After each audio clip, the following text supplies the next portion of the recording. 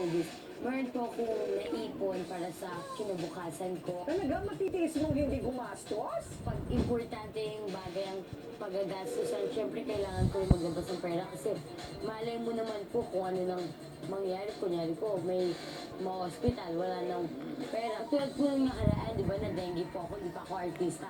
Wala na pong maano yung family ko ng pera. Kaya lumapit po sa PCSO dahil po nilang nilakad-lakad na papel.